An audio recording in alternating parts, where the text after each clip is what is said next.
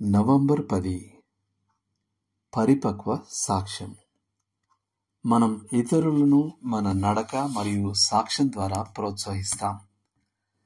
పరీక్ష గుండా మనం ఎలా వెళతాం అనే దాని ద్వారా కూడా ఇతరులను ప్రోత్సహిస్తాం. కీర్తన 71:20-21 వచనాలను న్యూ బర్క్లీ వర్షన్ తర్జుమా చేసిన తీరు నాకు నచ్చుతుంది.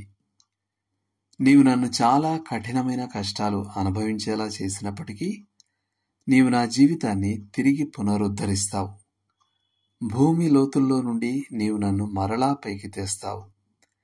నీవు నా గౌరవాన్ని ఇనుమడింపజేస్తావు మరియు నన్ను మరోసారి ఆదరిస్తావు. మనం దేవునితో ఎంత ఎక్కువ కాలం నడిస్తే అంత స్పష్టంగా మనం ఆయన మార్గాలను చూస్తాం మరియు ఆయన హృదయాన్ని అర్థం చేసుకుంటాం. సమస్త భూమికి న్యాయకర్త అయిన వాడు సరి అయినది చేస్తాడని పరిపక్వ పరిశుద్ధునికి తెలుసు. ఆయన ప్రణాళికల్లో తప్పులు లేవు. పరీక్షించడం అంతా దేవుని ఆధీనంలో ఉంది. ఎక్కడ మనం చనిపోయినట్టు మనకు అనిపిస్తుందో అక్కడ ఆయన మనల్ని పునర్జీవింపజేస్తాడు. మనకు కృంగిపోయినట్టు అనిపించినప్పుడు ఆయన మనల్ని పునరుత్థానం చెందిస్తాడు. మన ఆధ్యాత్మిక జీవితంలో మనల్ని నూతనపరిచి విస్తరింపజేస్తాడు. పాఠం స్పష్టమే. మీరు ప్రభువుతో నిమగ్నం కండి, అప్పుడు మీ శత్రువుల సంగతి ఆయన చూసుకుంటాడు. మీ దినాన్ని ప్రభువు స్తుతితో నింపండి. ఆ స్తుతి మీ శత్రువులను ఓడిస్తుంది. స్తుతించడంతో పాటు మీరు సహాయం కోసం ఆయనను వేడుకోండి మరియు మీ చుట్టూ ఉన్న వారికి తప్పక సాక్ష్యమిచ్చేలా చూసుకోండి. ఇది తిరుగులేని మేళనం. మీరు ఏమై ఉండబోతున్నారో అది మీరు ఇప్పుడే అవుతున్నారు.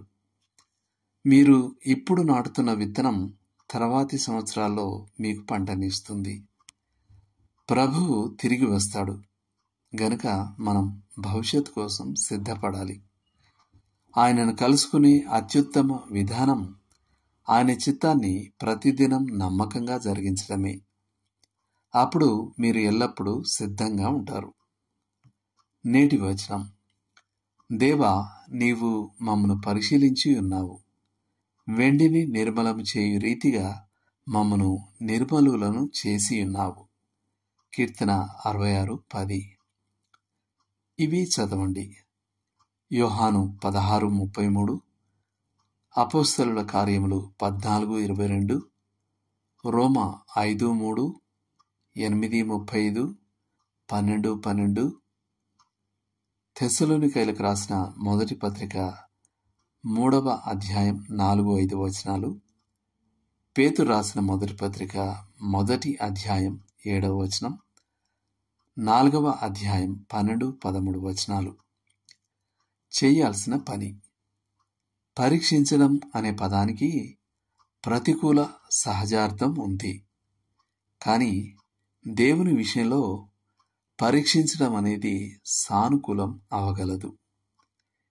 ఏ పరీక్ష ఈనాడు మీరు ఎదుర్కొంటున్నారు?